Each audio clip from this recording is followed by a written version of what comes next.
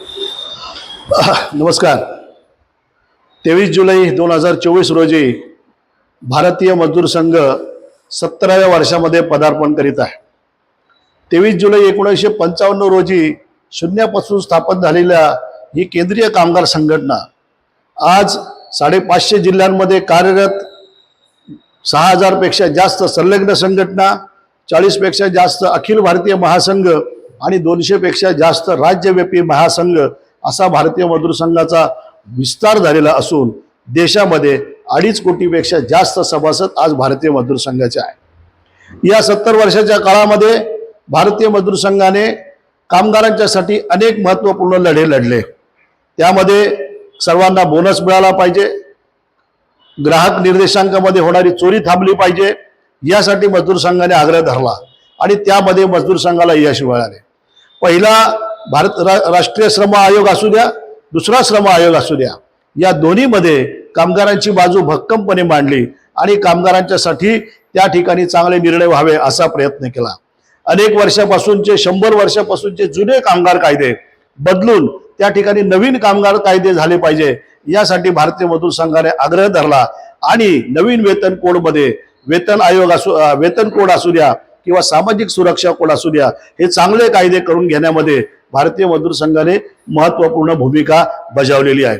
आज 70 वर्षानंतर आज आपण पाहतो आहोत की कामगार क्षेत्रासमोरील आव्हाने ही बदललेली आहेत।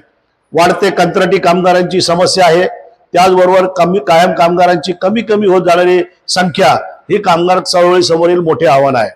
आर्थिक विषमता हे मोठे आव्हान आहे। मोठ्या प्रमाणावर कामगारांचं होणारं शोषण ही आज समस्या आहे। आपल्याला आजही 12 तासासाठी कामगारांना काम करून घेणं, त्याचबरोबर किमान वेतनासाठी संघर्ष, किमान सुविधांसाठी संघर्ष हा कामगार संघटनांना कामगारांना करावा लागतोय। त्यामुळे या सर्व विषयांसाठी आगामी काळामध्ये भक्कम अशा प्रकारचं संघटन उभं करणं हे भारतीय मजदूर संघाने लक्ष्य समोर ठेवलेलं आहे। आज देशातल्या सर्व कामगार क्षेत्रामध्ये देशातल्या सर्व राज्य, सर्व जिल्ह्यांमध्ये काम करत असताना राहिलेल्या क्षेत्रामध्ये देखील मजदूर संघाच्या संघटना उभ्या राहाव्यात असा प्रयत्न आम्ही आज या ठिकाणी करणार आहोत। या 70 वर्षाच्या वर्षामध्ये काही विषयांमध्ये कामगारांमध्ये जनजागरण करण्याचं काम भारतीय मजदूर संघ करणार आहे। त्यामध्ये पर्यावरण, कुटुंब प्रबोधन, सामाजिक समरसता, स्वदेशी आणि नागरिक कर्तव्य या विषयावर प्रबोधन करण्याचं काम भारतीय मजदूर संघाने करण्याचं ठरवलेलं आहे।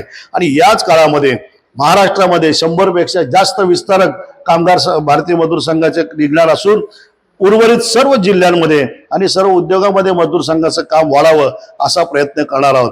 कामगार क्षेत्रासमोरील समस्यांना, सर्व प्रकारच्या समस्यांना गवसणी घालून त्या सोडवण्यासाठी आपल्याला एक चांगली भक्कम संघटना उभं करणं आणि एक एकजूट निर्माण करणं असा उद्देश घेऊन भारतीय मजदूर संघ यासाठी काम करेल। त्यासाठी मजदूर संघाच्या सर्व कार्यकर्त्यांना आणि देशभरातील सर्व कामगारांना या 70 वर्षाच्या निमित्ताने हार्दिक शुभेच्छा। धन्यवाद। भारत माता की जय। कामगार एकजुटीचा विजय असो।